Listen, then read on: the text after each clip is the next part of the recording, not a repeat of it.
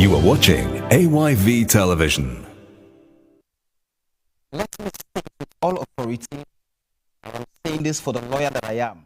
The PR system in our electoral system does not lie with this parliament again. That authority is now with the president. Those people know that the PR system cannot be determined by this parliament.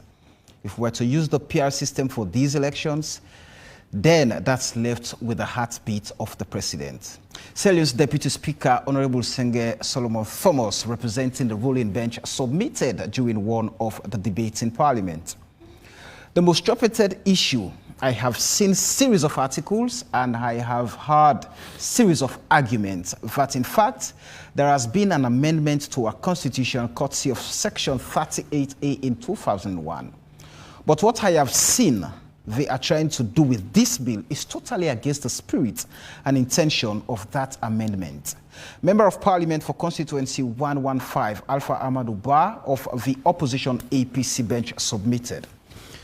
The Electoral Commission is proposing to Parliament several reforms, including a change from the current first-past-the-post system to return to a proportional representation PR system. 6 months period for the resignation of public officers to contest, fixed date for presidential election, and the use of national identification number, amongst others.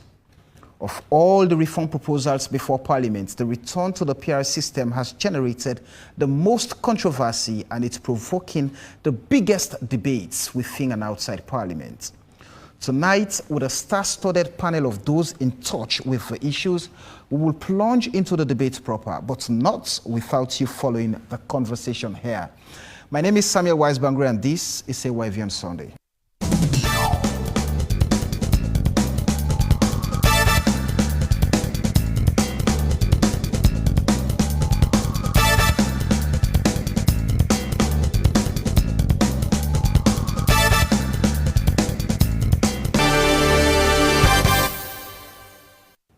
All right, welcome to AYV on Sunday here on AYV Television and Radio. And of course, tonight I have a distinguished panel to help me unpack the topic for the next 2 hours. I have Reverend James Lahai, National Coordinator for the National Elections Watch. Reverend, good evening and welcome to Wake Up to Radio. Good evening, viewers. I have the Coalition for Change Parliamentary Leader, Honorable Sir Emerson Lamina. Good evening and welcome to the show. Good evening, viewers as well as listeners. The Deputy Leader of Government Business, Honorable Bashir Silike, good evening and welcome to the show. Good evening, viewers. Right, the Member of Parliament representing APC and Secretary to the 21-man committee, Honorable Abdul Kabo, good evening and welcome. Good evening, AYV. Good evening, listeners and viewers. All right, we do apologize for the absence of Honorable Hassan Sise, who was supposed to be here, but he's been represented by Honorable Abdul Kabo. The business goes on. But before getting their precursory remark on the topic, so you're watching, listening, and following us on TV, radio, and social media, especially those of you on AYVCL on Facebook page. Join the conversation, share your thoughts and your questions. We would find time to go through some of them. I'm going to ask, for obvious reasons, Honorable Bash, the fact that government or some of you in the ruling party in Parliament are outrightly supporting the 2022 public elections bill, and especially the return to PR system. First off, on what grounds are you in support of the bill? Of course, thank you very much, Mr. Wise. The public elections bill has been misunderstood for the longest period. The perception of the public elections bill being the bill that will introduce the PR system is far from the reality. Of course, we know the public election bill is a bill that gears towards the regulations, punishments into public elections and procedures. Of course, we have the Public Elections Bill of Act of 2012 that we used for 2012 elections and 2018. But after the 2018 elections, a lot of observations were made by both local and international observers they noticed gray areas in the 2012 bill. So the recommendations that were made by the local and international observers are basically the recommendations that the Electoral Commission have captured and have tried very seriously to correct in the 2018 bill. So in the 2022 bill. So the 2022 bill is dealing about public elections, and it has nothing in it that talks about PR system of elections. All right, Reverend James Lai, I'm going to bring you in just before I bring in the leader for the Coalition for Change. The 2022 National or Public Elections Bill. I mean, you are very notorious in terms of election observations, monitoring, and reports. Now, take us through your findings. Of course, the Deputy Leader of Government Business is saying many people are have misconstrued the true meaning of the bill because it hasn't. The bill is not proposing proportional representation system. But that's literally what many people now go with. That the 2022 National Elections Bill is giving us proportional representation system. I hope the word notorious has a positive connotation. Yes. Thank you, Samuel. You see, it is unfortunate that those who should not be the ones leading the debate on the Public Elections Act are the ones that have taken the stage and so bringing in so many diverse views and confusing the public further. That's why, as an election observer network, and part of those who recommended for some of the things that are in the Public Elections Act, requested the Electoral Commission to give us an opportunity to know the content of the document before it was submitted. But that effort failed, because if we had known and had championed the debate around some of the contending issues, we possibly may not have been in this point where we are. And I want the public to know that the Public Election Act 2022 is not just coming from the sky. From the observation of the 2018 elections, most of the observer missions, including us at National Election Watch, did come out with recommendations that would help improve or develop our elections system, which invariably will reflect on the kind of governance system that we have. And we started on a very good note with the... When you say we, who are the we? The elections stakeholders, with the Electoral Commission taking the lead to have a conference where all these recommendations were looked at, and 103 of those recommendations were accepted as recommendations that should be acted on for subsequent elections. And a task force was formed where all political parties were represented, other democratic institutions, including National Elections Watch. And these recommendations were categorized into 6 thematic areas, and responsibility given to leading institutions on those key recommendations for action to be taken. Well, there was some law in between that made it look like this thing was going to be swept under the carpet, but we had to approach the Electoral Commission again to see what's happening about these recommendations. And they woke up and went into action and got other EMBs into action, And the thing culminated into a conference that all political parties attended, development partners. You mean the conference at New Brookfield Hotel? New Brookfield Hotel. And then most of these things we're talking about were discussed. But I'm just wondering why the Electoral Commission decided to spring surprises on people. If you're saying these things were discussed and you're then saying, I mean, these are surprises, I'm a little bit confused. I'm saying the issues that we are discussed are there. Yeah. But the contending things are the ones that the Including Electoral the PR Commission system? has just decided to spring on the Including public. the PR system. That's the PR system. This was not discussed at the conference. Right. What was part of the recommendations? No. Was it part of the recommendations? I think one of the organizations recommended that. Okay. Because the PR system has one strong advantage of ensuring minority interests can be represented also in Parliament. But even there, it depends on the kind of PR system that you will be adopting. And so the question actually is not about whether we should go PR. Before you ask the question, let me ask you this question. I was really not asking a question. Oh, okay. I thought you wanted to usurp my powers, so I just wanted to take back my powers. And allow me to make this. Go ahead.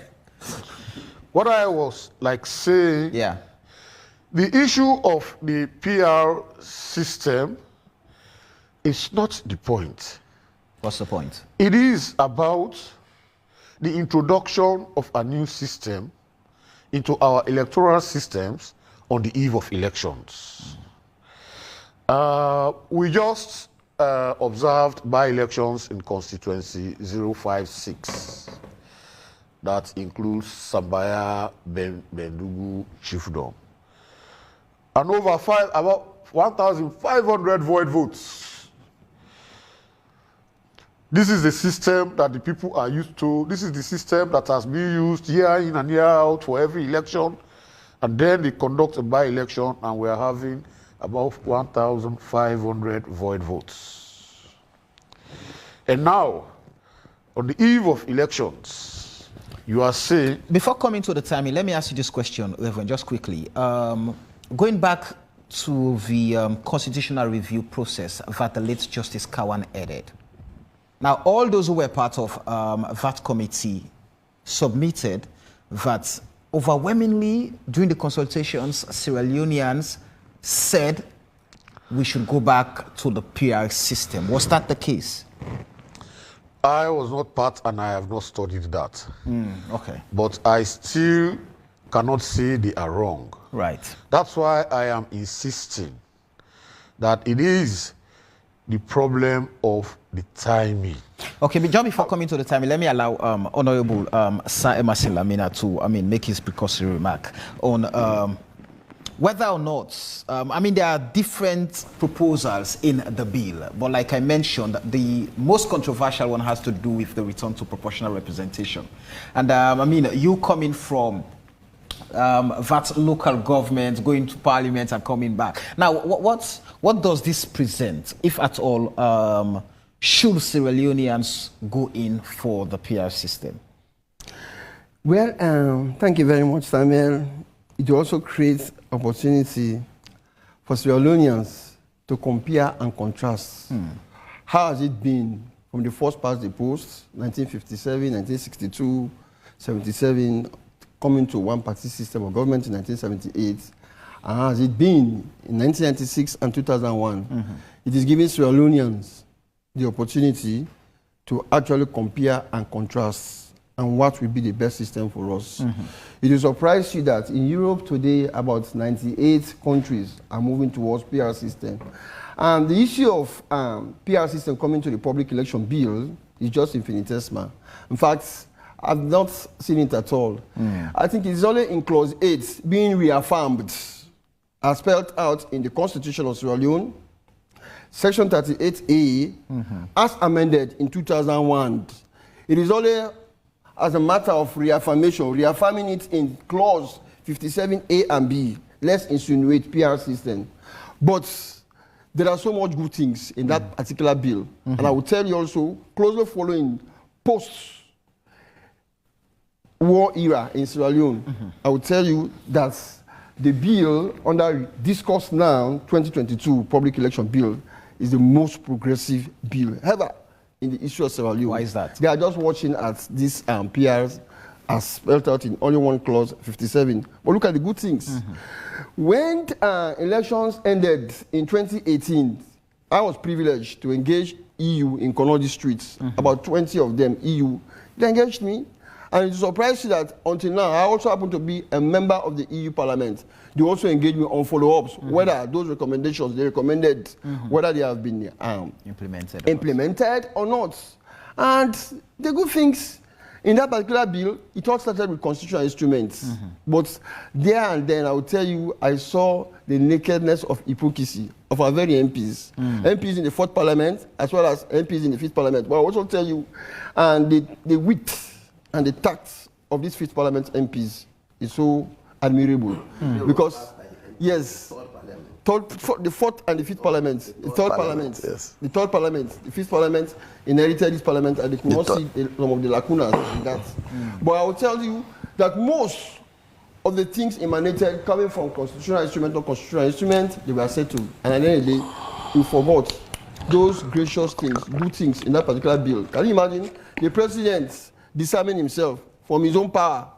That is to say, it is the president in consultation with NEC to choose the election. They say, no, I'm going to relinquish this particular power.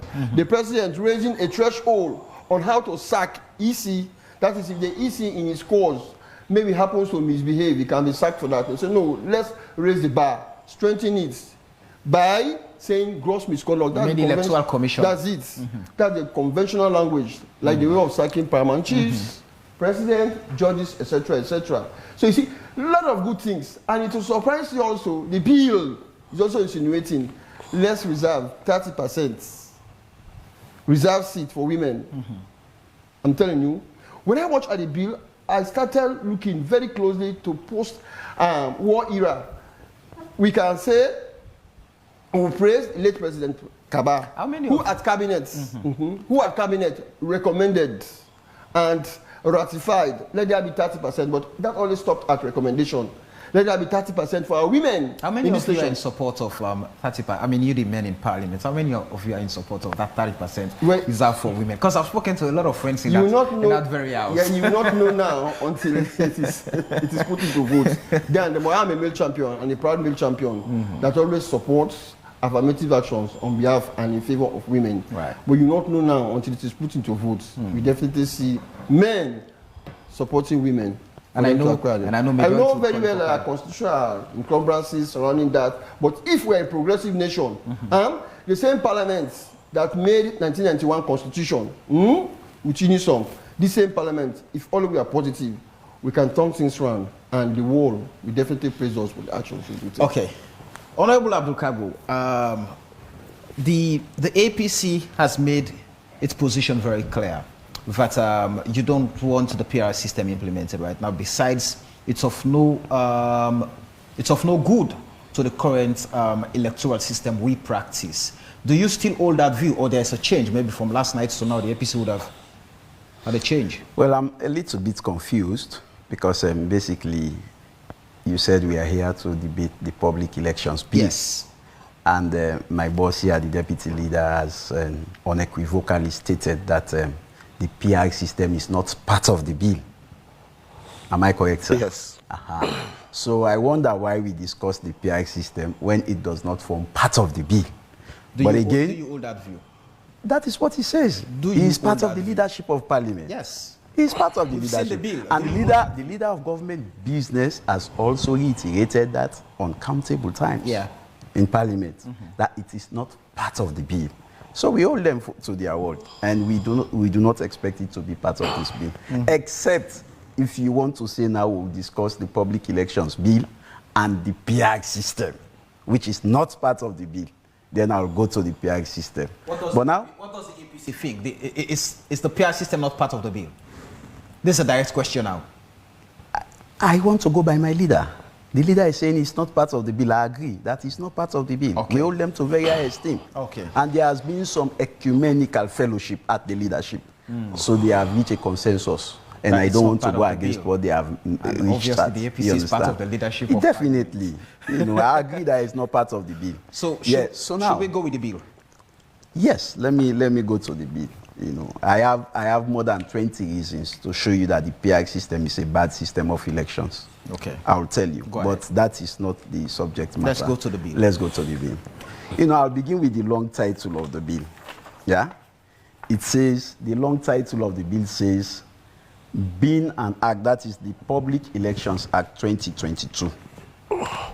It says, being an act to repeal and replace the Public Elections Act 2012, Act number 4 of 2012, to provide for supplementary provision to section, I underline the words, to provide for supplementary provision to section 32 and 33 of the Constitution of Sierra Leone, 1991, Act number 6 of 1991, with respect to the Electoral Commission and to provide for other related matters. I told you I underlined the word supplementary provision of section 32 and 33. Supplementary means extra provision for those two clauses in the Constitution. Supplementary means additional provision. Supplementary means more provision. Supplementary means adjunct, to add. Supplementary means to increase. Supplementary means to further. Supplementary means annexed. Supplementary means more. So meaning the intention of this public elections bill is to add or to annex or to adjunct or to provide more to 32, section 32 and section 33 of the Constitution. And the Constitution itself makes provision for amendment of the Constitution. So meaning this bill gears towards amending Act number 6 of 1991 Which is not in Constitution. contravention. I'm coming to that. You can amend a constitution through a bill. You can amend a constitution through a bill. But there are processes to that. Yeah? Let me take you to section 108. Section 108. In fact, this section is basically for alteration of the Constitution, when you want to alter the Constitution. And I have proven beyond all reasonable doubt that the long title suggests that section 32 and section 33 are going to be altered in the Constitution, are going to be touched in the Constitution. Now, it says 108. It says 108 subsection 1. Subject to the provision of this Constitution, Parliament may alter this section. Parliament may alter this Constitution, meaning Parliament has the right to alter the content of this Constitution. But listen to what it says in subsection 2 of section 108. It says, a bill for an act of Parliament under this section shall not be passed by Parliament unless that when you go with a bill and the intention of the bill... Just continue with yes, I'm coming there. I'm coming there. And the intention of the bill is to alter the Constitution. That bill shall not pass in Parliament unless B, it says the bill is supported on the second and third readings by a vote of not less than 2/3 of members of Parliament. So when you go to Parliament with a bill that intends to change or to amend or to alter, to give a supplementary provision to any clause of the Constitution, that bill shall not be passed in Parliament unless it has 2/3 votes of members of Parliament. But it does not stop there. Yeah. Let me take you also. So for the purpose of clarity, during the first reading, did we get 2/3 of members of Parliament? We didn't vote. Yeah, we voted, but it wasn't 2/3 of members of parliament because the due procedures were not followed. Let me just land. Even when you didn't make any corrections, even when you reenact, what is reenact? You take what is in the constitution as it is, you see, and you placed it in another law. That is reenactment. Without any modification, without any correction, exact the same word, you placed it in another law. It falls under this. You have to secure 2/3 majority of votes of members of parliament. Not members present. You mean the general membership of the world? Yes. Okay. Yeah. Let me just read it. Section 9B. It says this section B references to the alteration of this constitution or of any chapter or section of this constitution include reference to the amendment, modification, or reenactment. I underline the word reenactment. And it says with or without amendment or modification. So when you reenact with or without amendment or modification of any provision of the time being contained in this section or chapter or section thereof, the suspension or repeal of any such provision, the making of different provision in lieu of such provision, and addition of new provision to this constitution or chapter or section thereof, the references to the alteration of any particular provision of this constitution shall be construed likewise. What's the point? The point is, if there are provisions, constitutional provisions, that are embedded in this public elections bill, the public elections bill will not be passed or should not be passed in parliament without the 2/3 majority vote. But the bill is still with you parliament. guys. Yeah, that is what I'm saying. That is what I'm saying. In fact, you would agree with me that members of the opposition did not vote, did not participate in the second reading and in the debate of this bill because we had reservations. One of it is that we told them that before we go into debating this bill proper, expunge every constitutional provision there. You come with a constitutional instrument, we amend the constitutional instrument, and we go exclusively to this bill and debate the bill first you're proper. questioning the process of the amendment. Yes. So the fact that we did not participate earlier shows greatly that when we are of the opinion that when you want to amend the constitution, it should not be done surreptitiously through a bill. And even if you want to amend the constitution through a bill, that bill should carry 2/3 majority vote of members of parliament. Let me seek clarity on that. Saying that, of course, the Electoral Commission is early because it's pushing this. I mean, that's what the commission is doing, is pushing this and piloting this bill. And Honorable Bash, let me bring you in. I mean, you've listened to Honorable Abdul Kabu saying what the Electoral Commission is pushing for is actually constitutional amendment, and it cannot be done the way it is being done at the moment. No. Go ahead. No. I'm here to correct the misinformation that have been going around. Go ahead. The Public Elections Act is clear. It's very, very clear. The Public Elections Act is not amending any provisions of the Constitution.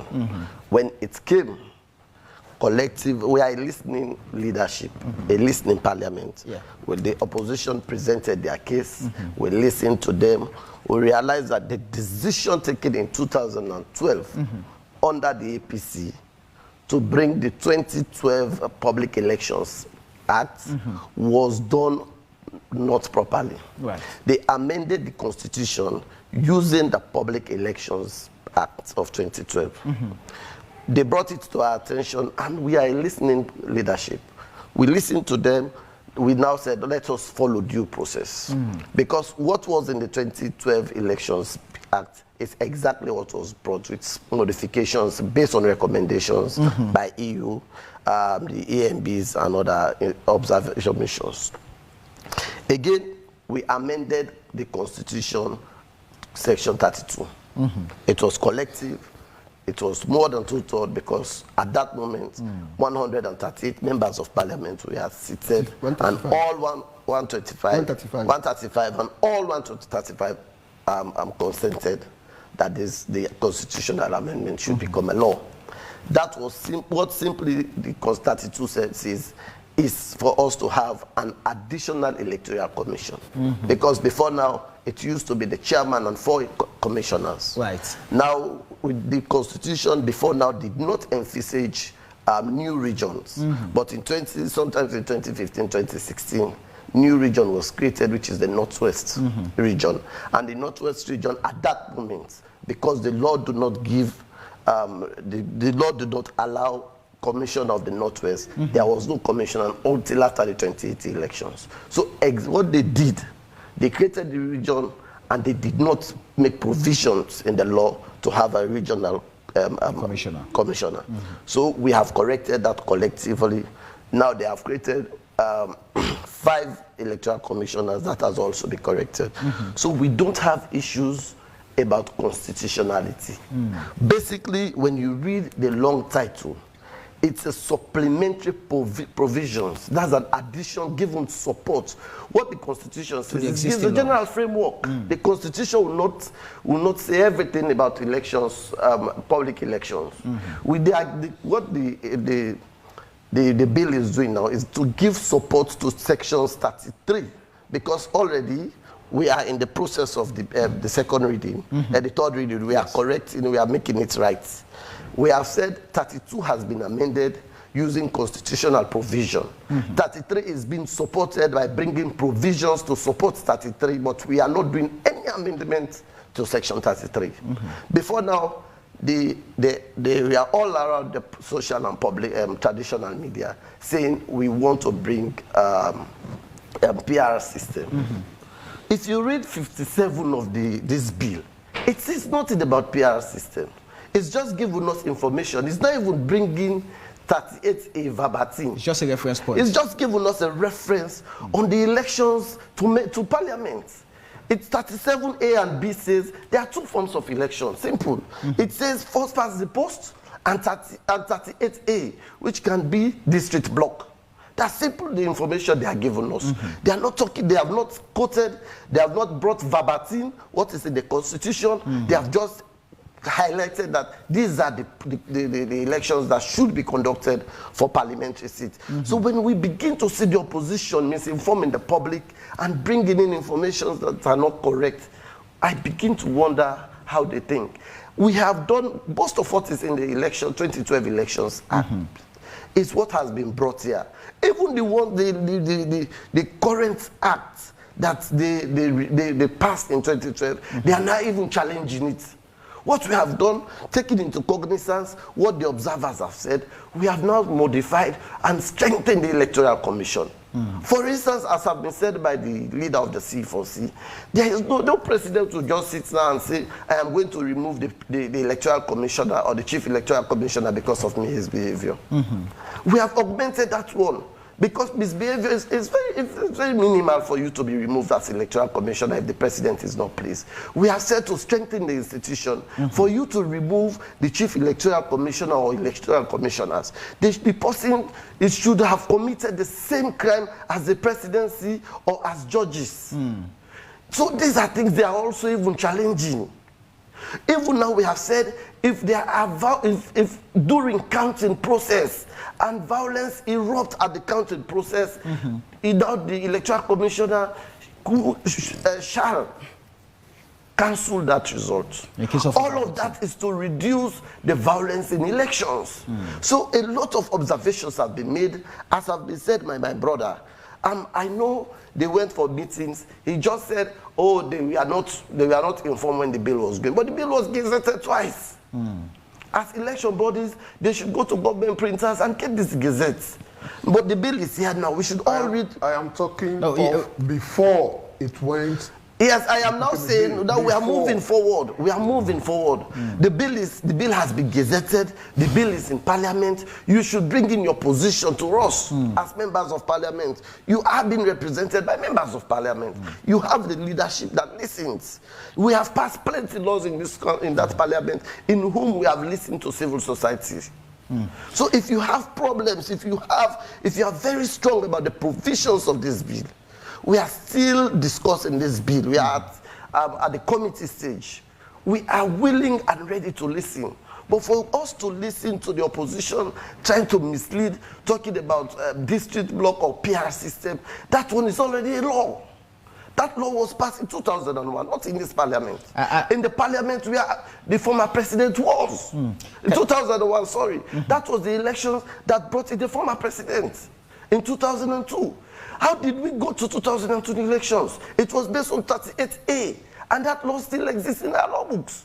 Until we expunge that one from our law books, it is still a law. And that is just what the Electoral Commission have told us, that there are two laws of going to Parliament. It is either you use first past the post or use 38A, which is still part of our constitution. Why are we talking about section 38 in the constitution?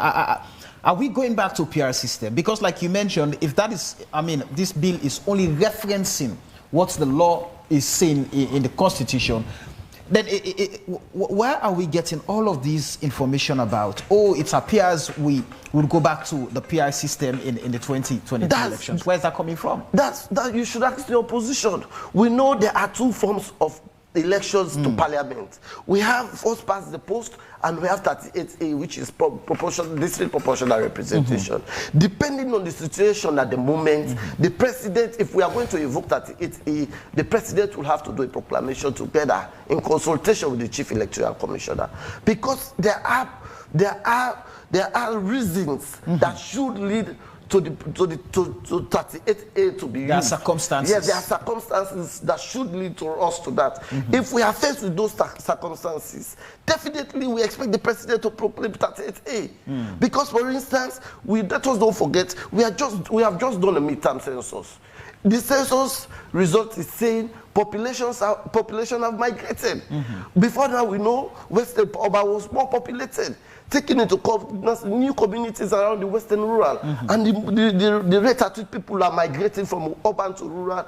The census is saying there are more population in the rural communities than in the urban community of Western area. If you now say you are going to rely on 2015 census, for instance, to use the same boundaries that was limited in 2015, you are now saying Western area will not be represented accordingly. Because when we talk about constituencies, we are talking about threshold in terms of population. The 2018, the threshold was 35 to 60,000 people. You cannot have the same constituencies today in the Western area taking into cognizance the population growth of the Western rural. So if these are circumstances, the census have told us population has shifted. In Poloko, for instance, in 2015, because of the boom of the mining, you realize a lot of people migrated from different communities to Lonsar because of London mining, to Pepel, to Makeni. This is because of ADAX. The population moved, and it was correct that in 2015, even when I was in Parliament, we challenged it. But the population moved, and you have more population in Poloko because of the mines. You have more population in Bombali because of ADAX and other institutions. Today, the populations have moved. So you cannot rely on those results of 2015. You don't rely on those boundaries. If you rely on those boundaries, then the people will not be properly represented. All right. Honorable Abukabu, just quickly, what is 32 saying? And the fact that according to the ruling bench, you guys are just you are just proposing things out of there, because there's nothing like that even in the bill. And what you're saying, the bill fits the current situation, and the bill can only be entered the electoral system. It's 38 and not 32. No, 38 has to talk about the constitution. The constitution. I'm talking about the bill. The bill is 57. 57 that makes the difference. Before I go to the provisions in the bill, I want to, my leader here of government business was struggling to explain why the Western rural has been populated. And he has also explained why Poloko has been depopulated. He said No, I've not said that. I've just no, made yes, reference to the yes, census. that is what I'm saying. To According the to, census. yes, the less we talk about this census, the better it is. He said Potloko has been depopulated because there are no No, I mining. have not said they have been depopulated. He said the there population has there reduced. was 2015, there was migration. booming population. Yeah, there was Yes. booming That population. is it. I have not said they have. It is the same thing. No, I if don't- there was increase in population, Because of and the now the mining number, activities. yes, the population has reduced. It's the population. I'm just saying the same thing with you, No, sir. It's the same exactly, thing. sir. It's the same thing. You know. Right. Now he also stated why Bombali also has reduced in population because of the mining operations. But it did not painstakingly explain why Kenema has increased in population, why Bo has increased in population, why Kanlang has increased in population. So the less we talk about these census results, the better it is. Because from these census results, you would sense that even the number of people who voted in the previous election in Western urban are greater than the total number they counted. So it's fictitious. Now, let me just come the issue to of the census. Yes, I have in my possession Yes. a document from the Electoral Commission, in fact, requesting for the data for boundary delimitation. Let me just come to the Yeah. PR system. My leader was saying the PR system is not part of the bill, and as a leader, basically, I have to agree with The him. leadership, you said. Yes, I have to agree with him. But let me just take you to clause 57. It says a general election. No, read the side notes. Yes. Okay, if you want, I'll Read read the again. side notes. Form of election of general elections. It says a general election of member of parliament other than paramount chief members of parliament shall be by one. The one member constituency system under subsection 2 of section 38 of the Constitution. And now they say or, underline the word or the district block representation system in accordance with section 38 and 38A of the Constitution are set out in the 12th schedule. Which means it's in the Constitution. No, let me tell you the problem. That provision is in accordance. Yes, let me tell you. Go ahead. My leader, exercise patience, sir. Let me tell you. You see, I made emphasis on the word or. Yes. You understand? When you say or, both of them have equal weight or equal opportunity. You can either use this or you use that. And that or is an attempt to alter the Constitution. Let me tell you what the Constitution says. The Constitution did not give the two form of voting equal opportunity. The Constitution say here, listen, the amendment that we are referring to, yes, that is 38A, subsection 1. It says, where under any law for this time being in force, a date for election of members of parliament has been appointed, but constituencies have not been established in accordance with subsection 3 of section 38 for the purposes of election. The president may, after consultation with electoral commission, direct that such election shall be conducted on the basis of existing district in a manner to be known as the district block representation system instead of constituency. So you see, this is telling us that if there had been a date has been announced already, and there are no constituencies in existence. So you're now talking about the circumstances under that will which lead the to the implementation of the PR. Yes. Then let me further make this clear, sir. It's just like the Speaker of Parliament has the right to act as president, but he cannot act until the president is out of the country, the vice president is out of the country. So you cannot say the Speaker of Parliament can be president or the president can be president. No, it explains under which circumstances this should happen.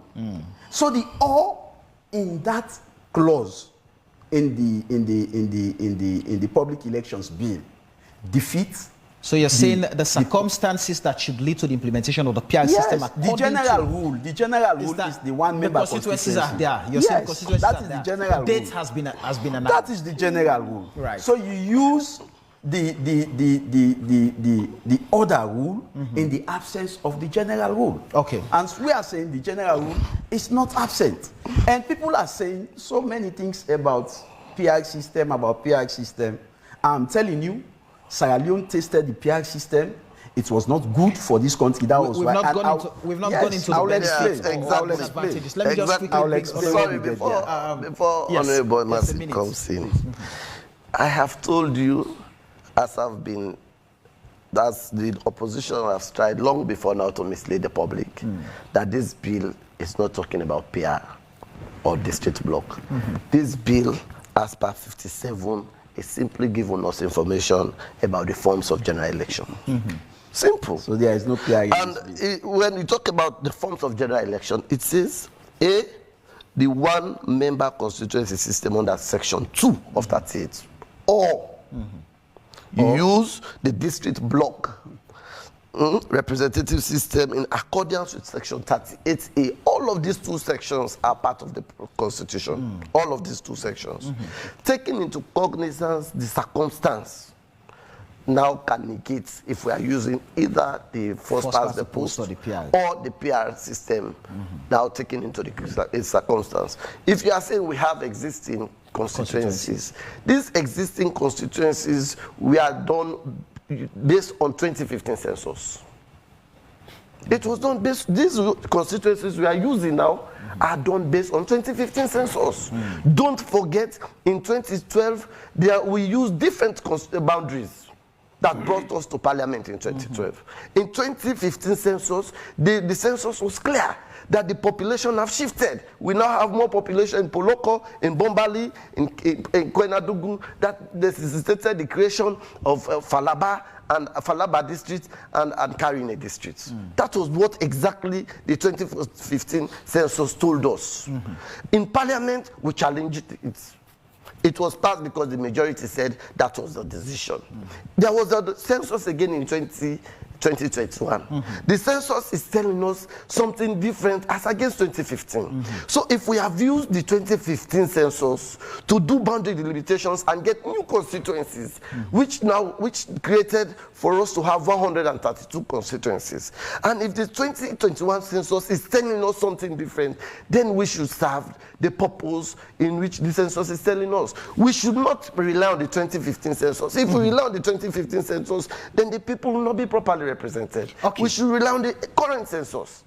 Honorable Marcelamina, I'm going to predicate my question on a correspondent from the Electoral Commission, Sierra Leone, dated 22nd July 2022, of course, 900 hours. It reads, for example, for the purposes of boundary delimitation, the Electoral Commission has done the following. Of course, resolved to review the division of the Sierra Leone into constituencies using the minimum interval of 5 years. Set up an internal boundary delimitation committee to facilitate the review processes. Now, with these wordings in this particular correspondence, is the Electoral Commission now saying, wait a minute, we do not have boundaries. We're going to delimit boundaries. And so if we're going to delimit boundaries, it means the boundaries, the constituencies that we think are now existing are not actually in existence. So does that factor in the circumstances under which we can actually implement the PR system, if at all we do not do boundary delimitation? It means constituencies are not existing. Yeah, thank you very much, Samuel. In any case, that lies within his purview, and the age is saying between 5 and 7 years, which means whatever thing it does at that particular moment, it is legal. You know, I normally say sincerity is key. If we have to actually push real governance for this nation is very key. Before this time, the bill under discourse now was demonized. All over, wherever you go. You go to the east, north, west, south, it was blackly demonized. And when we came to discuss the actual bill, there was no demon into it. Few example, let me just say, few examples. We started with constitutional instruments. Can you imagine?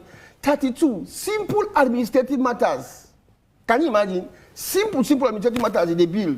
It took a whole 3 weeks or so Just administrative matters, what are they? Number one, 32.2 is saying, let us give the president the authority to appoint, as in section 61, the president have power to create, to hire and fire. Let us give him the power to create a commissioner manning Northwestern. That became an issue. Let us raise the threshold for the sacking of the chief electoral commissioner. It also became an issue. And it will surprise you, when we came with the actual constitutional instrument, it was an easy go. In fact, people that came to witness Parliament on that day, they say, we are disappointed, bro. This is not what we are seeing. They were expecting us to fight in the well. And then they went home disappointed. Simple administrative matter. Another one, look at it. The unanimity of MPs from both aisles as spelled out also in 76(1)(b) that instead of people seeking political offices like Parliament, instead of resigning within 1 year, let it be 6 months. The unanimity of MPs across the aisle, they all said no. You can imagine 133 MPs. They said no on that day. So what was the demon? But before this time, demon was all over this bill. This bill is wicked, this bill is bad, this bill is bad. Those were just the constitutional instrument. And it was surprising. One will come again, as spelled out in 76(1). It come again. It is talking of dual citizenship. And it will surprise you. If people will not support it, standing on C4C platform, we are going to support it. Because we know the socio-economic intervention of our diaspora brothers and sisters in the overseas. Their contribution. If you go to Western Union, you go to MoneyGram, and they will tell you the remittances they give every week to this nation. They contribute hugely. And when I watch examples like Colomba Blanco, who became mayor in the UK, right? Martin Albright, Secretary of State in the US, even Schwarzenegger, who became from Czechoslovakia, governor. You can imagine, these were adult immigrants, yet they are 10 positions. So with all those good examples, it's the progressive law. We are going to, we don't mind. The C4C, I'm coming. The C4C, we will not mind, even if we don't win the debate. But we are going to stand that our diaspora brothers and sisters, let them vie for elective position like Parliament, etc., etc. Yes, but you can imagine, the bill is so progressive. Exactly, that's what I want to ask about.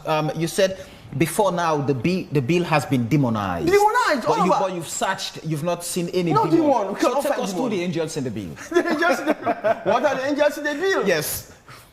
The angels in the bill are saying, I've told you earlier on, that Pakaba, in his wisdom, said let there be 30% for our women. Yes. But it stopped at recommendation. There was no legal framework. So it stood on a very thin mosquito leg, if not a clay leg. That recommendation stood on a clay leg. No legislation to implement that.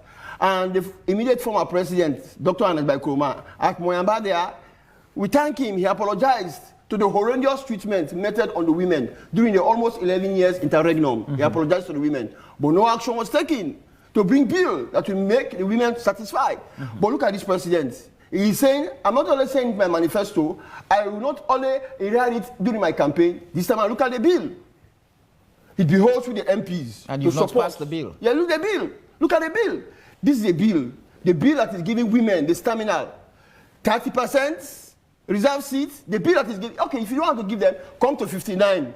2 of the bill. It is saying 3:1. All right, political parties. Then the good news is there. The good news is this.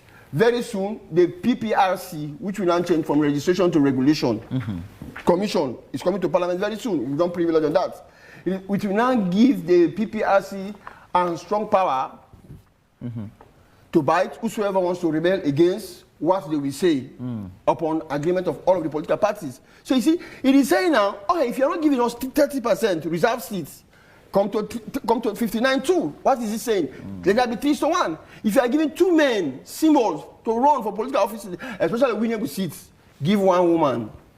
2 men, give 1 woman. If you go to Rwanda, you begin to clap for Rwandese. How their electoral system has been transformed. So when I watch at people crying, decrying the PR system, I begin to laugh. We are all with Rwanda in 1994 at the peak of war. You go to Rwanda now, just check out the education committee. Do you support the PR system? Definitely, I will support it because it is the most progressive law. I will support it because I have seen countries operating PR system. In fact, if somebody is crying for first past the post, I should cry. I came to Parliament with the highest votes from Kono District. You can imagine.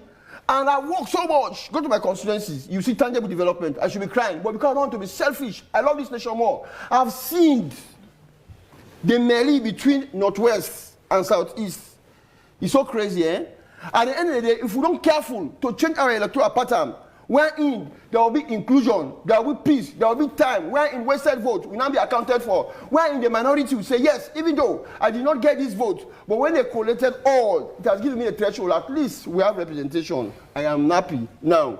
That is the system Sierra Leone needs. Go to Rwanda now. In fact, it is very impossible. We live in a male chauvinistic society. That makes it very, very difficult for women folks. These countries you are citing or referencing, many have submitted arguments, advanced arguments that these countries practice parliamentary form of government. So it works better for them, the PR system. But you come to Sierra Leone, we practice presidential, and so it makes no difference. It is not so in South Africa, it is not so in Rwanda. I'm telling you. Go to Rwanda. I was just telling you that we operate. It's sad that a male chauvinism in Sierra Leone is so strong, without disrespect to the North. It is very clear there. And even from the very place where I came from, Konondi Street. And you see women folks yearning, want to go to parliament, but because of the encumbrances, it's so difficult. With the PR, if you go to Rwanda, you can see classical example. It surprises to understand today that Rwandan parliament, 61% constitute women. Can you imagine? Women, because they gave them the enabled platform to come on. And it will surprise you, from any research, Samuel, that when women are in governance, I'm talking of elective and even non-elective, sadly, or even beautifully, corruption is minimized.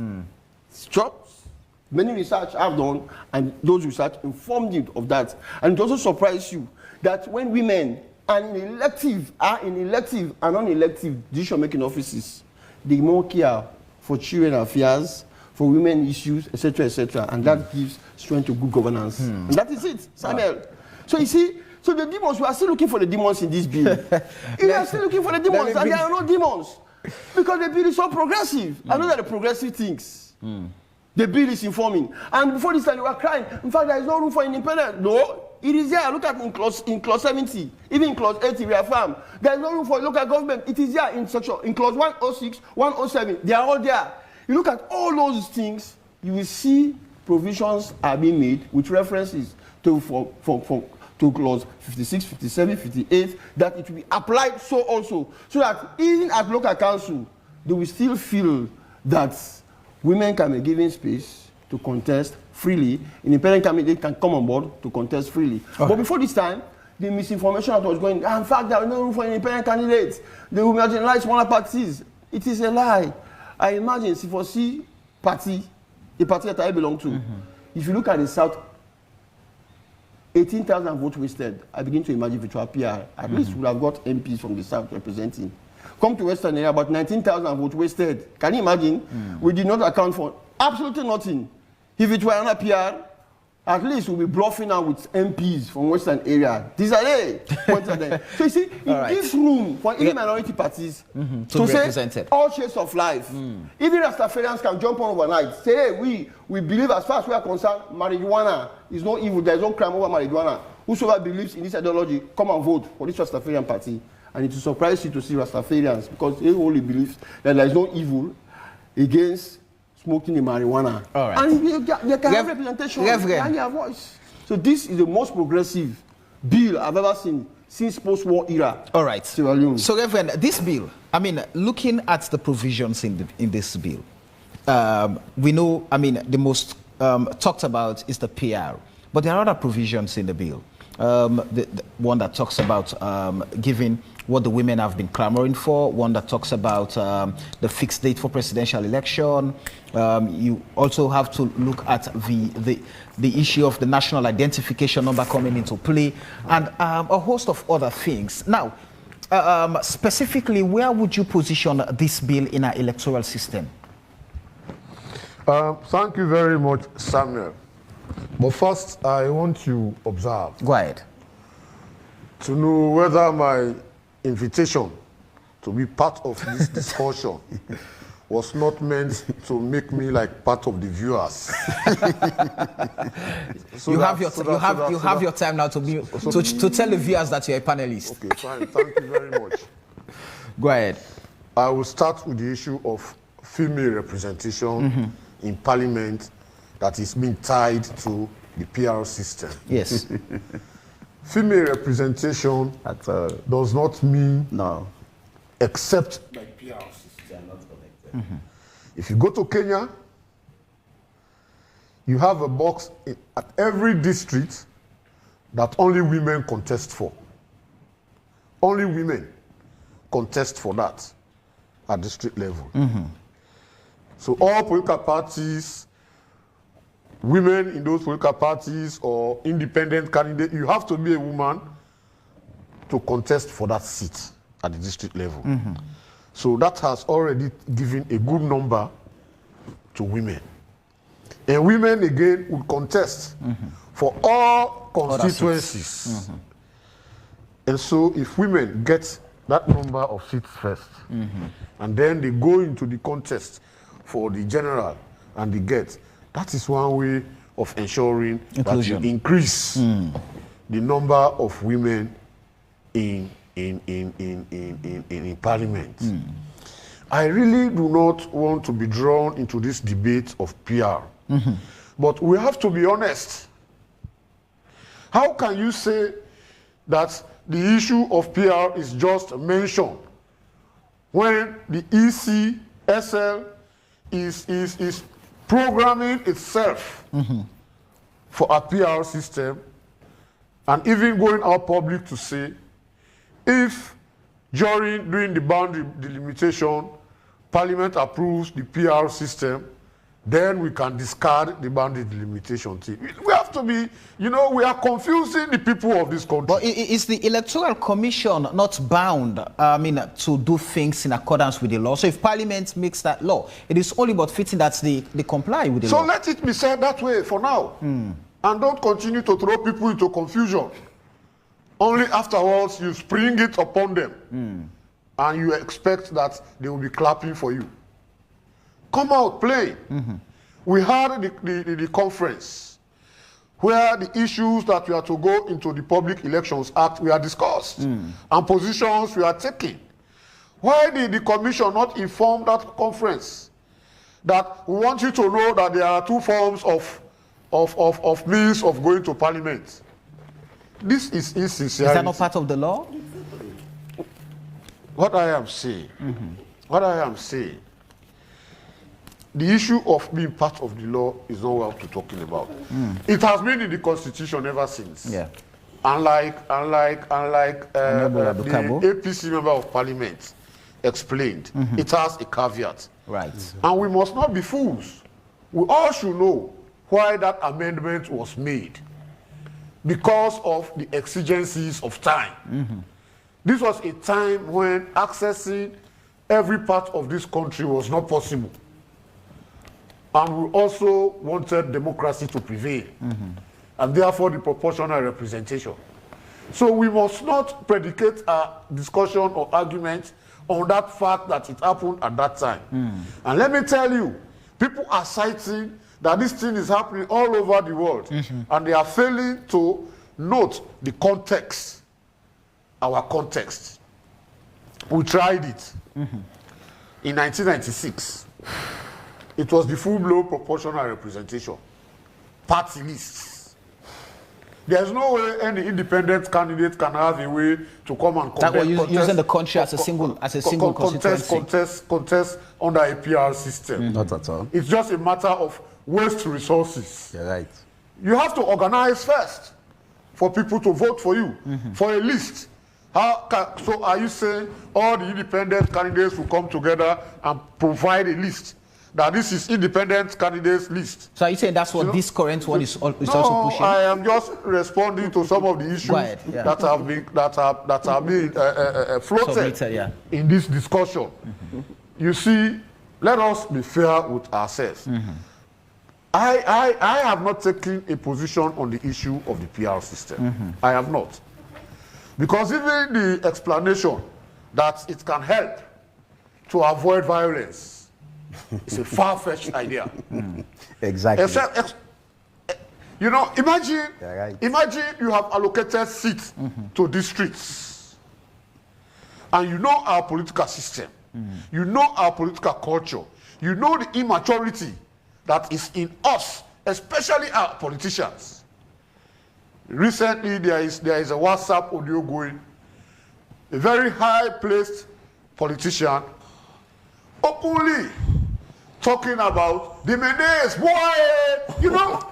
And you would want votes from those people at the end of the day. And now you allocate seats by the districts. Come and see the fight to ensure that those seats in my stronghold, I am going to get all. Come and see what's going to happen. So it's not about the system of government that will eliminate because I just wanted to ask, if you're now saying the proportional representation in any way does not advance, women's inclusion or participation in politics. That's not what I said. What are you saying? I said women's inclusion cannot be restricted to implementation of PR. Yeah. Okay. That's what I said. Okay. That even the single member constituency kind of system can still provide and guarantee that representation. Guarantee increased women. You know, it's unfortunate that the women have been fighting for this thing for so long, and now, just so that they can deny them this opportunity again, they are trying to tie the issue of women representation in parliament to the issue of the PR system. It is unfair. It is unfair. And let me come to this issue about population shift. Yes. That we are talking about, and the censuses. Census was done in 2004. On that census, we did the 2007 elections. On that same census, we did the 2012 elections. So we are fools then. It's only now that we are becoming the controversies that surrounded the 2015 census. That's why I want to 2021 census. Were they there in 2004? If you can give me, of course. Go ahead. Which census has not received criticism? Which one? You see, I know there's a standoff 2015, 2022. I am aware of that. But let me tell you, nobody is saying anything about NCRA data in this whole debate. And why has NCRA, up to this point, not come out or publicize the data that they've already captured? All they tell the public on what grounds? Can I, please? Yeah, no, I just want to, on what grounds? I really want you to give me some time. You will give. You know, I also have a constituency. Definitely. No, not a huge one. Definitely. Yes. Thank you. Thank you very much. Right. I was talking about NCRA not publication of the NCRA data. Why are they not bringing it to the public? And now we are talking about 2015. We are talking about 2022. The NCRA data is the far more authentic data, as far as I'm concerned, because every count has authenticity and a unique number. Is it because if that data comes out, it might negate the census? And the processes of registration are different? Statistics and NCRA. NCRA, you have to go as a person. Statistics, they count by households, by communities. They have to give codes, but NCRA so does NCRA not do that. Can I please? Yes, go ahead. You have your time, definitely. I sit quietly and listen when people are advancing their points. You can go ahead. I've not gone to the constitution. That's not my area. My area is things that are dealing with people, people's lives, people's representation. Even the fact of removing that authority from the people to determine who represents them and transfer that power to the political party. We know what happened in 2018 when APC decided it's not going to be by election, it's going to be by selection. Those of you who went around Hill Station and Wilberforce, the time of because where we they go after they did those drinks. You know, I come back to this NCRA. Yes. Let me don't go off it. And you were asking whether they are same process. They are not same processes. In fact, the NCRA data is far more authentic than the census. Correct. Because the census, you are dealing with one person in the household. You tell, and that besides, in the census, you are looking at a situation, back date, census night. On that night, how many people slept in this house? So those people are not there again. You are now relying solely on what this person you are talking to is giving you as a data. It does not require to give you any evidence about those people being in that place. The possibility, in fact, of counting one person in several places is very, very evident in the census. And so the NCRA can be a compromise situation if we are sincere and honest. A lot of investment has been made in the NCRA. Does the law make provision for that? And that's the other thing I would want to address. Go ahead. This whole bill is not saying anything about the ECSL using the NCRA data for the voter register. Right. It's not saying anything about that. It's silent on that. And we know that even currently, that is the issue between the ECSL and the NCRA. The use of the NCRA data. Is that not settled because there's already a date for registration of voters? It's still not clear, or the public is still not educated on how that is going to happen. And in fact, even where it has been stated that when you avail yourself at the registration center and you are not captured in the NCRA data, you will be given the opportunity for that to be captured. Nothing has been stated in terms of timelines when this process takes place. How long will it take for these new registrants to be captured in the voters' register? Nothing has been said about the process that is involved. Nothing has been said about we would publish all new registrants who require a name from NCRA before the court, just for accountability purposes. So we know this number of people were actually captured and they are waiting for their name. And at the end of the day, we look at the register and see how many of these actually have been put on the register. And let me tell you, quickly, yes, Samuel, let me tell you, this country, let people don't mistake because they have been elected to parliament that the people who sent them to parliament are stupid. We are watching you as you are debating. Even here, we are seeing how you are advancing your arguments. And we can discern sincerity and deception. And so, you see, the world is now open. Technology is now advanced. And so I want to advise our members of parliament to realize that we are no longer in the Shaka Stevie days. We are in the modern age. And you will regret it if you go to take decisions, because how can you? Are you saying all those observer missions that came? Please, 1 minute. I'll give you 30 seconds. Thank you. Are you saying all those observer missions that came are stupid to recommend that for somebody who would want to contest a subsequent election, for that period to be reduced to 6 months?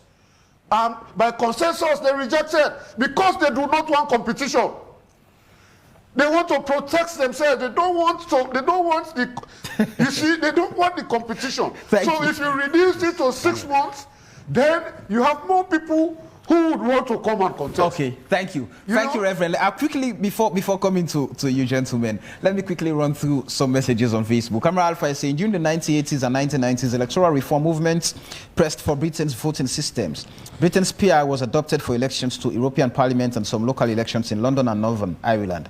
And it created more stability in the political systems. And while not in Sierra Leone, let us try it for the inclusiveness of other smaller political parties in decision making. Conte Alfred is saying it's only a foolish driver that will not pave, that we left a paved road and use a bumpy road. What is the problem about using the constituencies system? Okay, the single constituency, you mean? Ibrahim Mohammed so is saying, okay, I will only read messages that speak to the issues. Otherwise, I'm not going to the personal messages. Or Eddie Grant is saying the reason why the PR system is not part of the bill is because there is a provision for it in the 1991 Constitution. Section 38 spells it out clearly. It's left to the president to trigger it. So many messages. The 1991 Constitution is a one-party state constitution, and we're still using it in a democratic dispensation. The main reason why we are always fighting back, and it's time to review it. Eddie Grant continues. Michael Conte is saying, no PR system. We tried it before. It was a chaos and led to parochial tendencies within various political parties. Party offices and executives became the lords of their kingdoms. Stephen Yale is saying, Allman, okay. This is one of the punishments I have to go through. Austrian Camara is saying, does this geography and electoral system reform process is going to be tailored to address the fate of democracy and defining the future dreams of social and economic equity of our nation? Settlement patterns must reflect on the present economic constraints of our nation. The well-being of the citizens must be paramount whilst reformation are done. The process must be also tailored to sustain national cohesion that is not cosmetic and masked with resentment such as now we time this slogan. Thanks, Honorable Sir Lamina, for always representing your people, not political party, not individual, but nations first as a whole. Tamba Komba is saying that,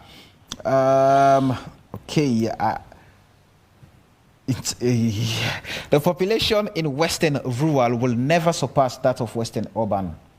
Charles Dennis Brown. Honorable Emerson Lamina is one of my... Okay, I'm going to skip the complimentary messages as well, please. The people of this country say no to PR system. The same system they came to power, the same system would remove them from power. Nobody would tamper with our constitution. This government do not... Okay, the APC, okay. You should not rely on the midterm census report, which is not credible to delimit boundaries in order to get new constituencies. That from Alusain Sisif. At most 5 more messages I would take. We have hundreds of them. Unfortunately, time would never permit me to go through all of them, guys. Alfred Bangura is saying if you are in power and trying to invoke a law or review certain laws, be careful. You might be in opposition one day and that will not develop our nation. When the former government was in power, such issues occurred just to suit them, and the current government is doing the same. Now where you dey as opposition, you will feel threatened, but the law where you set. Babatunde Islam, I will pass your message to Honorable, but after the show. Honorable Sam Asilamina, I'm skipping all those complimentary messages. He's going to pay for public relations on my show, by the way. I will send my invoice. Oh, but you see sincerity in his presentation. I'm skipping all those complimentary messages coming from you as well now. No problem. Thank you. Smart people, are you catching the jokes? Listen to Honorable Bash carefully. Okay. Please. I think I have to hold the messages there. So many of them, but unfortunately... unfortunately, Reverend is approaching the discussion from a far-fetched pessimistic viewpoint. I, for once, prefer the PR system to be able to hold political institutions accountable. About 43 of the current MPs didn't say a word throughout their 4-year stay. This would be the case under the PR system. PR system could be the best system Sierra Leone needs. Victor Indua. All right. Unfortunately, guys, I'm not going to open the phone line. I think I won't open the phone line for obvious reasons. Let's continue quickly as we. Honorable Abdul Kabu, you've listened to the submissions, and of course also our viewers, our followers on Facebook have made submissions. They feel the PR system, we should go with the PR system because they feel it guarantees a 30% percent for women in parliament. It also guarantees inclusivity. It guarantees the death of political violence during elections. So all of these things. Yes, basically, why I think more time should be allocated to me, because I have two members of parliament who are against. We're all playing the time game. Who are in favor, and I'm we're all against. playing the time game, but I'm in charge. Let's go ahead. Okay. Now let me just respond to some of. Go ahead. Some of the points made by Honorable Emerson Lamina. Yeah, he said people demonized the bill. The bill before it went to parliament. People made hell out of it, and when it went to parliament, it went easily. Let me correct that. In fact, the All People's Congress members of parliament did not participate in the initial debate of the bill. I'm coming. Allow me. If he wants to make clarification based on what I said, what did you say? Okay, go ahead. Yes. We did not see the now, demon. the All People's members of parliament said, we cannot amend the constitution in a bill. For Christ's sake. Won't you understand that as a member of parliament? There is no let me tell you. Let me tell you now. That was our argument. That was why we didn't participate in the initial debate. And what they did, they removed some of the clauses in the bill that we had constitutional amendments. Yes, and they came with the constitutional instrument. That was why you did not hear any problem in the approval of those constitutional clauses that were put in the bill. That was why. He didn't say it, but that was why. He made mention of subsection 8 of section 32. It's in the bill. But we changed, we told them, no, come with the constitution. Let us amend the constitution. If you come with a bill and there are constitutional amendments in that bill, you will have to need 2/3 votes of members of parliament. And let me tell you, we stopped the debate for the bill and they came with the constitutional amendment. That was when we amended the constitution very easily, very simple. That was just our position. That as members of parliament, we respect procedures. You cannot circumvent the constitution. You cannot surreptitiously amend the constitution in a bill. Yeah? Quite apart from that, he also spoke of diaspora voting. Yes, the two same. I want to assure everybody unequivocally that our party support diaspora voting. And let me tell you, if this government was in favor of diaspora voting, they brought in 3 clauses for amendment. They brought in subsection 1B of section 76, which reduces the time for 1 year resignation if you are being paid from the consolidated fund to 6 months. They brought that for amendment. They brought in subsection 8 of section 32, which changes the word misbehave to gross misconduct. They brought in also subsection 2 of section 32, which also gives the president an opportunity to appoint another commissioner. But they did not bring subsection 1A of section 76, which is for the dual citizenship. So you're saying it is the government that does not want that? We did not see it in parliament, and I want to assure everybody, the day we see that bill in parliament, some of us will be in the forefront to campaign so that it is easily and simply passed in parliament. So anybody who is giving the impression that, oh, there is a set that does not want to support it, it's not true. We are saying a constitutional instrument that amends that should be taken to parliament. And also he spoke of the 30%. The 30%.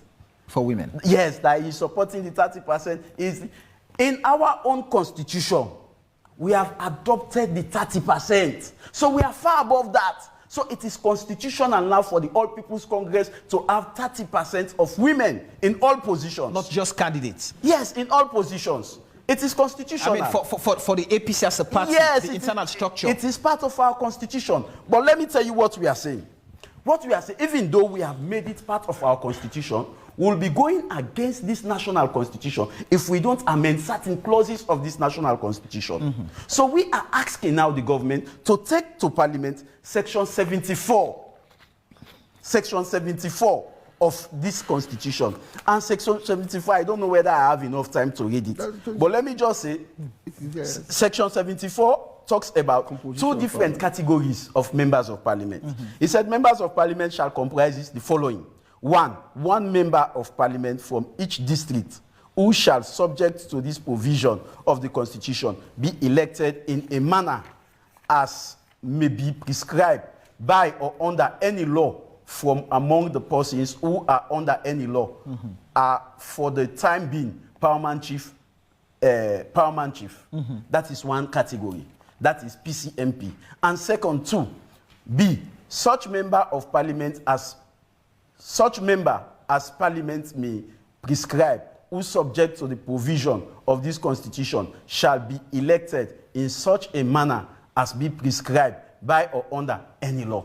So one thing we need to do is to create a third category for 30% representation for women. Is that we have done that.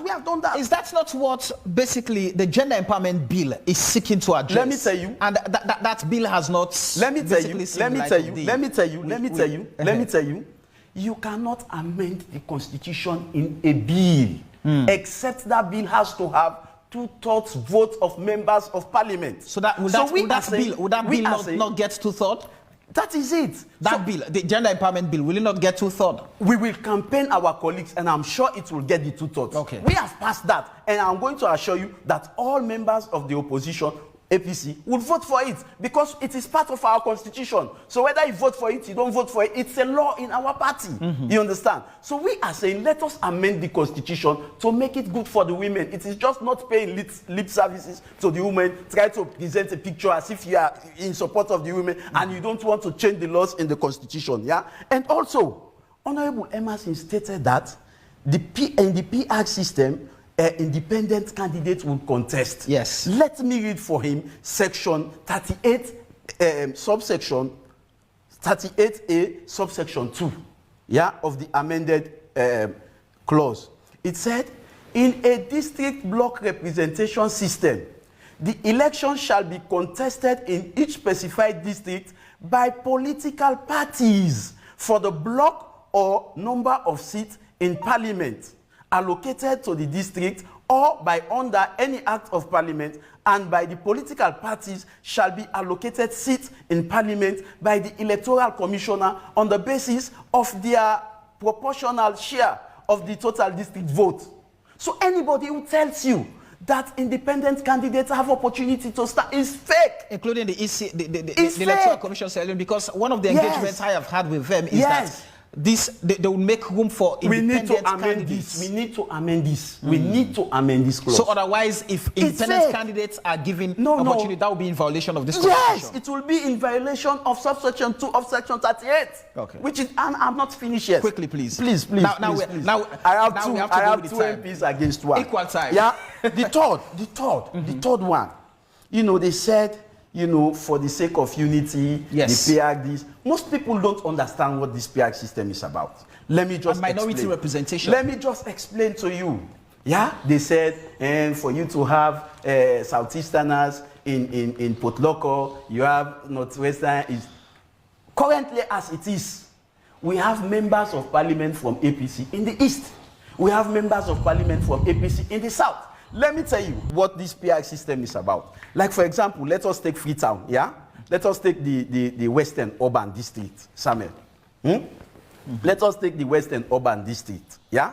In the Western Urban District, you have various places. You have Wellington, you have Kisii, you have Calabar Town, you have Tembe Town, you have Lumley. Yes. If it's the PRG system, let us say there are 10 seats in the Western Urban. There are 10 seats in the Western Urban, yeah? The PRG system, the political parties will be asked to send in 10 candidates for this seat. Yeah. In fact, they will be asked to send in 20 candidates for this seat. So each political party will send one and send another one, so that when in power, if anything happens to you, the other one will replace you. Take, yes. So meaning each political party for these 10 seats, they will send 20 names. Listen, me. And after that, assuming SLPP sent one name from Lumley, one name from Aberdeen, yeah, 2 names from Wellington. Let us say APC, among the 10, sent 1 name from Lumley, 1 name from Aberdeen, 1 name from King Tom. Yeah? So we have a list of 10 from APC, a list of 10 from SLPP. Let me tell you one disadvantage. After they have counted the votes, they will share the votes according to the list that are presented to NEC. And it will be by priority. You understand? If your name is number 1, whatever first percentage that they will have, you will be the one going. So imagine APC sends 10 names. And 1 is in Aberdeen, 1 is in Lumley, 1 is in Kisii, 1 is in is in Calabar Town. And what will happen if APC only has 6 seats? Yeah? Meaning the one in Calabar Town whose name is number 7 will not go to parliament. The one in Kisii whose name is number 8 will not go to parliament, because it is only 6 of those names who are sent to NEC that will go to parliament. And for SLPP, let us assume they have 3 seats. Yeah? And the 3 seats is, their number 1 is from Lumley. Their number 2 is from Aberdeen. And the one in Wellington, because it is he or she is number 4, he or she would not go to parliament. So what we will have? We will have 2 members of parliament from Aberdeen, 2 members of parliament from Lumley. We would not have members of parliament representing the East. Thank you. It happened in Poloko. Okay. Let me just in a minute. Yes, it happened in Poloko. When we practiced the PR system, we had 4 members of parliament from Poloko Central. Kafubulom did not have a member of parliament. So there were members of parliament coming from Poloko to represent Kafubulom. The people of Kafubulom have never seen them. They don't know them. They don't have who to transfer their concerns to. And quite apart from that, let me tell you the most shocking one. The most shocking one, let us assume, yeah, the member of parliament that is coming from Kisii that was selected to be in the list of 10, yeah, there is people like him so much, and they decided to vote for APC in the parliamentary election. Because of him. Because of him, you understand? And at the end of the day, the party chooses to put his name number 8, you understand? And at the end of the day, the one from Lumley, that is number 1, the people don't like him. So the people did not vote for him. But he is number 1. So after the results are read, the number, all the votes for that one in Kisii will be transferred to the one that they didn't vote and for. And he goes to parliament. Because he is number 1. Okay. So he will be the one going to parliament. And the one in Kisii would not go to parliament, regardless of the fact that his people like him. Honorable Bash, let me hear from you. We're trying to round off the conversation. Yes. First of all, the current law says political parties present candidates and not the people presenting candidates. And the political parties campaign for their candidates. So if you have noticed, the last elections, the APC went to State Lodge, they gave names. These were selection processes. The SLPP, on the other hand, changes the law depending on the elections. In 2012, all executives of the SLPP in our constituencies will vote for us. In 2018, this says 3 members from each section, depending on a single section constituency, or constituencies with more than 1 chiefdom executives. And at the end of the day, it is the party that will present lists. These are all internal arrangements. There is no way the people will present names for political parties. It is the parties that will present their names. These are all internal arrangements. How do we arrive at these names? The SLPP will say, okay, let us have SLPP, just SLPP members. Don't forget, when you are a member of parliament, you are not just representing APC or SLPP or C4C. You are representing all political parties in those constituencies. So the political parties decide on their candidates using their party structure. So if he's saying the people will decide, then let us go to the constituencies and ask them, can you come and decide for APC? Can you come and decide for SLPP? No, that's not the case. The parties present, and the parties have their internal arrangement of arriving at those lists. And if you notice, you have noticed that we have more Northerners representing people in parliament in the Western area. Most of these people migrated from Southeast. They came here to the West, and they are representing the Westerners in Parliament. Why have we not asked people who were born in the Western area, say, can you give us names for our political parties to present? So let us don't distort the facts. It is political parties, and our allegiance and loyalty has always been to political parties. When we go to our constituencies, I can tell him clearly, the most people he meets with are his party people. When I go, because I believe at the end of the day, these are the people that will give me symbol. And we engage our constituents based on our political lineage. And that is why we are tied to our political parties. That's what the Constitution says. And even currently, political parties have more power over you guys in Parliament. So for you to say, oh, because it's PR system, now the people will be disenfranchised, the people has been disenfranchised of choosing the candidate forever.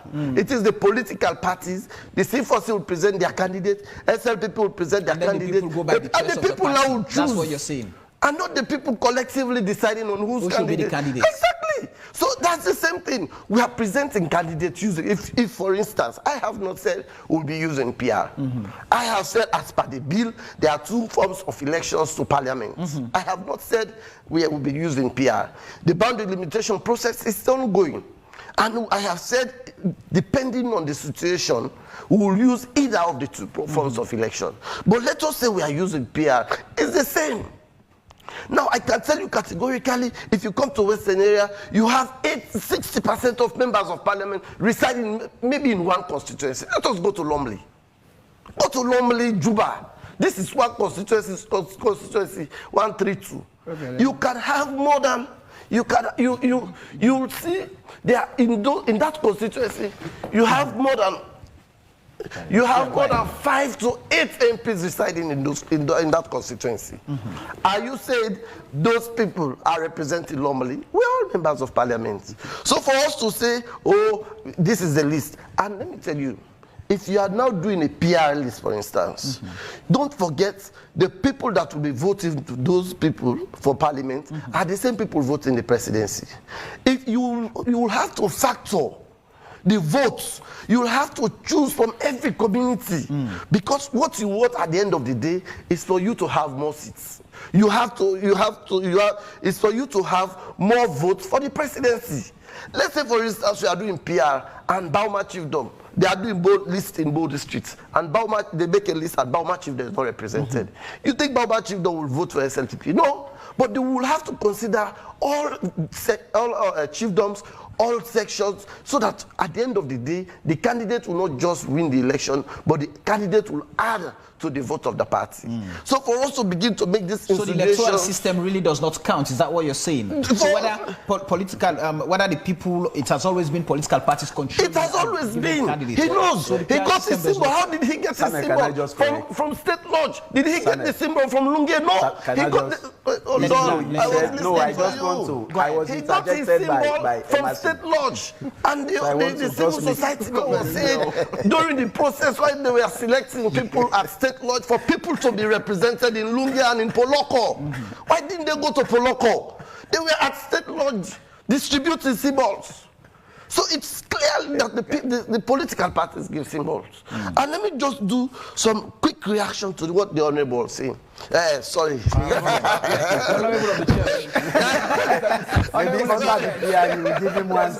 Let me just react quickly to what the civil society was saying. He said we have not made reference to the civil registration. If you look at the bill, they are recommending that we use the national identification number. These are unique numbers given by NCRA. If you look at the NCRA bill, the act is clear that they should have data, and this data should be used for electoral purpose. But if we now say we are using this data, the opposition will cry foul. So we have said, because the NCRA has not been able to capture every Sierra Leonean, we have said, let us allow the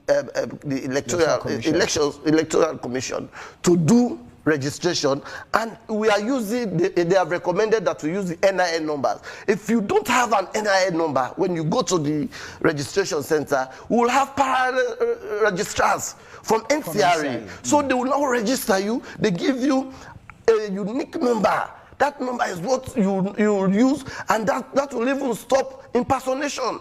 That even stop multiple registration. And you have noticed, we even have underage people registered because there's no NIN. But if you have NIN, you don't give your age here as 18, you will not go to McKinney and say you are 22. Okay. You will not go to and use other person's name. And you have noticed the multiple registration during election period. That's all what we want to stop. And they have said we should use the NIN. These are unique numbers. And that's what we are pushing for. But the opposition said, no, we don't use NIN. What do we use? They said we just capture the basic information and not use NIN. And if you have said in Kenya there are special seats, there are special elections for women. It's good. These are their own laws. Don't forget we are a sovereign nation. As a sovereign nation, we make our own laws. We have now reference to other countries. No, yeah, I have not disputed what you have said. I have said that is the law of Kenya, which is fine.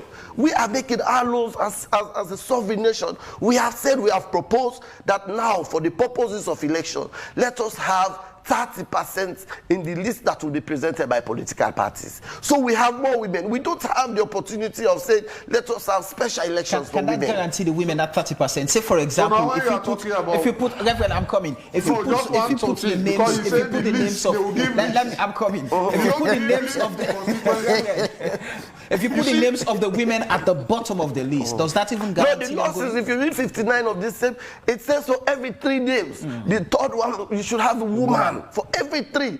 Let us say, for instance, Bow District, we have 11 members of parliament. For the first 2, the third one will be a woman. First 2, the third one will be a woman. We'll have 3 women being represented. In Kailau, for instance, they have 4 already. That's what they are saying. It's clear in 59 of this same bill. Right. That is ensuring that we have women represented in parliament. We have at least the 30%. So what else do we do to please the opposition? In terms of representation, you have said, collectively, Parliament did not accept for the reduction of 6 months. That's the law. Parliament, except you want to say, oh, Parliament should not make laws again. That was our... The issue of the 2SIM. No, the issue of the 2SIM will be coming soon. Okay. Whichever law government brings to Parliament, it is the will of government to enact these laws. All right. We have proposed, if you look at when we did our privilege, it was explained to us that the Section 61A is on the pipeline. It will be coming. We want to conclude these public elections, and very soon you will see 76(1)A, which is saying we are going to propose as a government that let us have, our president is very strong about that, let us have our brothers who've been contributing to participate in our elections. Okay. So we are very clear on that. Honorable. So we don't see the problem. The opposition is just blowing this thing that we are going to PR. I don't know where they're taking this PR thing from. Okay. The law is clear. The law we have attorneys very clear. From you. Yeah. I mean, with all of these now, what would you propose? I mean, how do we get things under control? Yeah, thank you very much. When I heard my brother, Reverend Abdul Kagbo, repetitively referenced to me like a parrot's cry on what I said on independent, and boldly stating their constitutionality, I begin to breathe to sigh that indeed Renaissance is coming in Sierra Leone. It is very clear, my 4-year stay in Parliament made me to understand that bills, we do make laws 3 basic ways. 1, 2 bills, 2 instruments. It could be constitutional instrument or statutory instruments. And 3 motion. It could be private member motion or government motion. And those are the things. And if he's saying that nothing absolutely is mentioned about independence, look at clause 70 in this bill, that a political party or independent candidate contesting an election may appoint 2 persons as polling agent. It is there. Implied also in clause 80 of the same bill that a candidate or, as the case may be, a political party. So it is very clear in the bill now under review that you cannot marginalize independent candidates. If I choose to be an independent candidate, I trust you, I can win election. 14 chiefdoms. If the threshold is 6,000, I can get it conveniently in my bag. What am I saying? My brother also spoke about constitutionality through and through. Let us look at the substantive issues. If we want to progress as a nation, we look at the substantive. What are they? I will tell you for sure. In 2011, the APC brought the Disability Act with non-constitutional instruments. It passed. I'll also tell you for sure that in 2016, they bought the NCRA Act also, we took constitutional instrument, it passed. Right? Let's look at the substantive issue. If no one will die, things will continue. Let us look at the substantive issue. And I read this morning about one researcher by the name of Michael Greenwich, 1999. What is he saying? He's proposing to us that 5 ways, with your leave, 5 ways or criteria to evaluate electoral system. What are they? Number 1, representation. Number 2, concentration. Number 3, participation. 4, simplicity and legitimacy of those things. One, we want to look at the PR as being bad. But when you look at concentration, let me take you to East Lane. If you look at the 2018 electioneering process, calculate the number of MP votes. Calculate the number of MP votes, right? When you calculate the number of MP votes for the APC, you also calculate the number of MP votes for the SLPP. You begin to see that indeed, can I call it civilized gerrymandering? With your leave, the APC gathered during the 2018 elections, their MP votes, 989,431, while the SLPP gathered 964,659. 39 versus 38%. Can you imagine? But it's surprising that when we came to parliament, the APC got extra 20 seats. Can you imagine? And when you calculate just one MP in Kalima, I'm talking of Bosimuda, with 25,000 votes, to say it's only 25,000 votes could give APC 20 seats as against the SLPP. So you're not talking of concentration. Let me be represented. I might not, true for first part of the place, even if it is 1 vote, 1 beats the opponents. You are there. But all of the people that campaigned, that voted, they will now sit and relax. We campaigned, we voted. But without representation, it will bring disgruntlement. Disgruntlement to the highest. So I begin to see civilized gerrymandering. So bring the proportion to the number. Let us give me seats according to the threshold that I will score. Whether at district level or at a nation proportional, give me seats so that no one will relax to say this. He quoted a lot that constitutionality. I admire him. If APC is not standing for constitutionality, I begin to wonder, they had all this constitution. Look at the APC constitution, 1995 constitution. You look at Article 8, it will tell you how to suspend, how to reprimand, or how to fine members that misbehave in courts. Can I let me quickly ask you a question? The question I want to ask you now is this. Taking the power from the people, democracy dictates that power belongs to the people. Now, taking the power of the people voting for their members of parliament directly away from them to the political parties, does that not in any Thank you very much.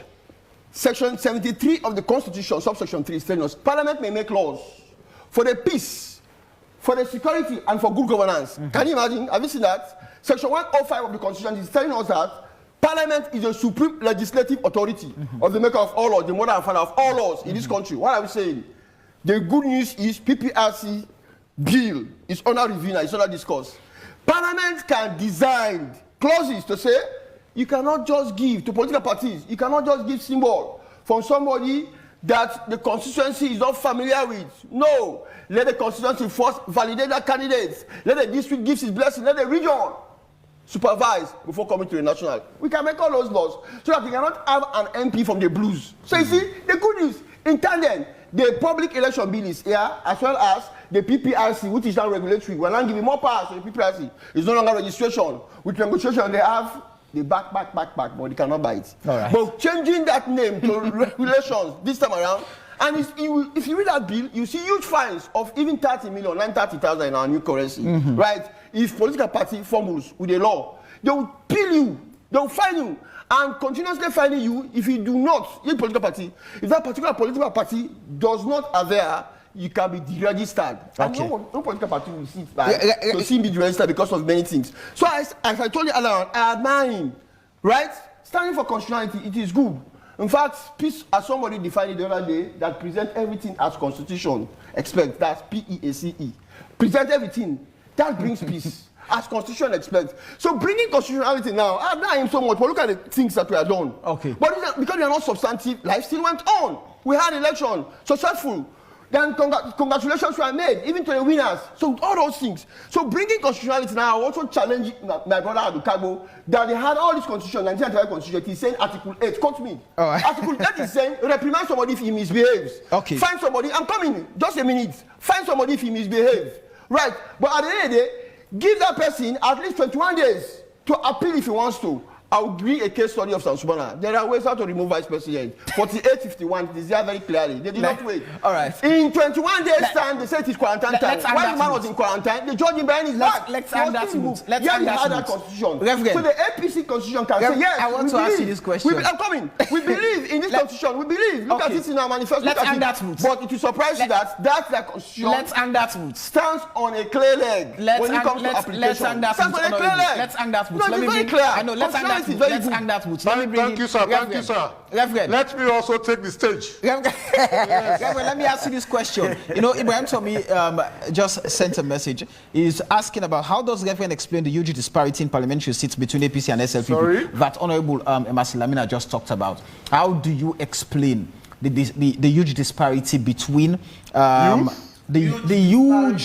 huge disparity in parliamentary seats between the APC and the SLPP, with APC just having 25,000 votes, but 20 more seats than the SLPP. So how does it suggest that we resolve this disparity in votes? If PR system cannot solve that? Yeah, I would recommend that Ibrahim Tomi redirect his questions to where he thinks he can get the answer.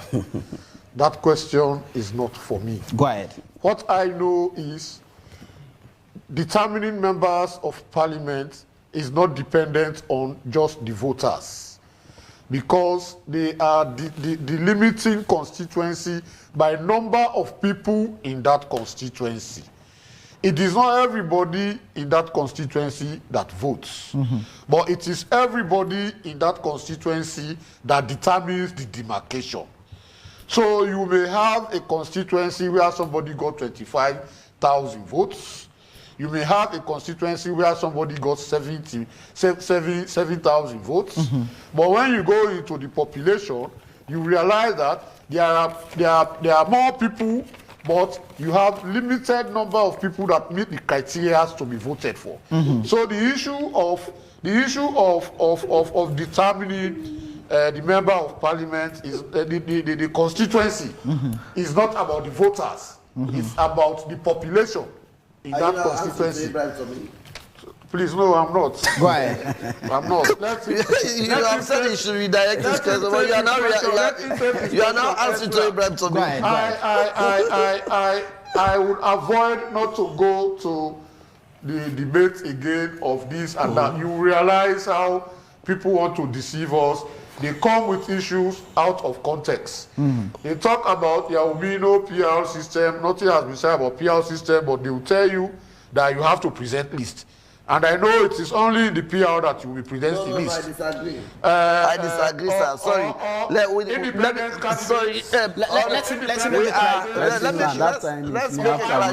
Just a clarification.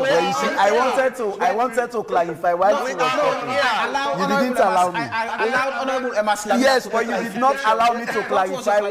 He was talking, I wanted to interject. You didn't allow me. No, we are on here and this is an education program. Independent candidates, as in the constitution, that one is definitely for the constituency base, not the PR.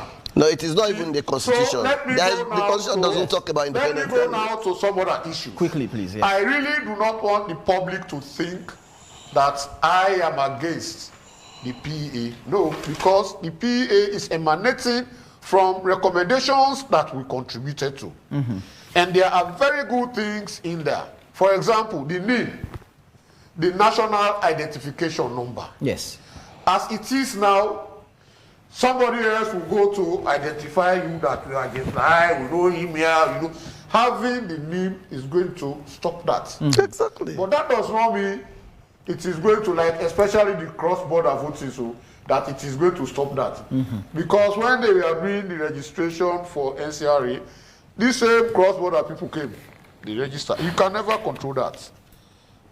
So does that even question the data of NCIA? So, but the issue with the name, with respect to the 2023 elections, is, one, will the system actually work to ensure that those who are registered fresh, whose data is not in the NCRA, who would be waiting for their name? Would the system work such that we have their names? Of course. Will it not be used as a weapon to disenfranchise potential voters? By registering you, you go with the belief that you have been registered and your name never appears. And so your name never appears on the voters register. And mind you, we have trust issues here. All these debates, all these arguments are as a result of suspicion. And the suspicions have justifications because of what has happened in the past, and it is expected it will happen again. And so everybody is watching each other about, the intentions are good, like Honorable Emerson ended up about those fine laws within the PPRC. But we are dealing with people.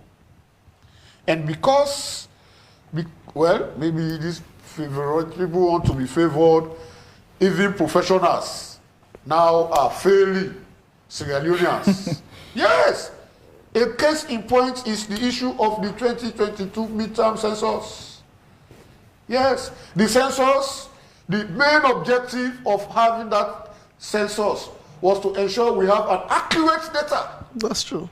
An accurate data to guide government in its planning.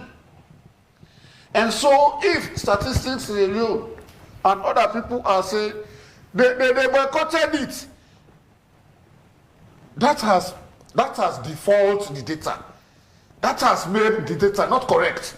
Okay. So at the end of the day, you have not achieved the objective of the midterm census, because the objective was to ensure you have an accurate data.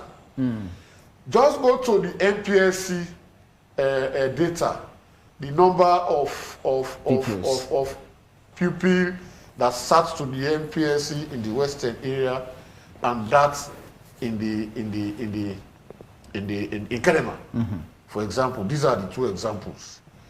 And then you will see the misplacement in the reality. People are always focusing on the politics and failing to realize, 1 minute please, you allow the politicians. We do not have. We do not have all the politicians have been in parliament all this time. And I've given equal time. So the time game. You are now part of us. Does not go with you. No, 30 seconds. Okay, 30 seconds. All right, 30 seconds.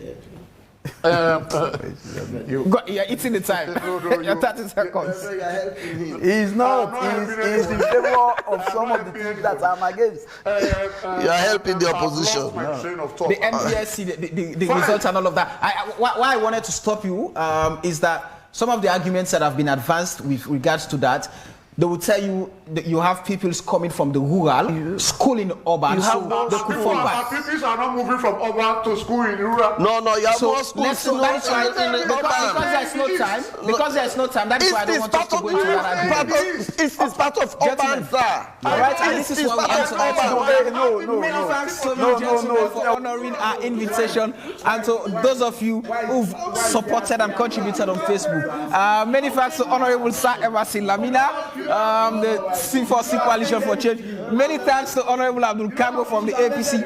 Many thanks to Honorable Bashir Siliki from the SLPP. And many thanks to Reverend James Lai. In case you miss a part of this, remember to watch again on Thursday, 10 p.m. for a repeat of the show. And up next is our AYV Primetime News. The show has been AYV on Sunday. My name is Samuel Weisberger. Take care of yourself and be blessed.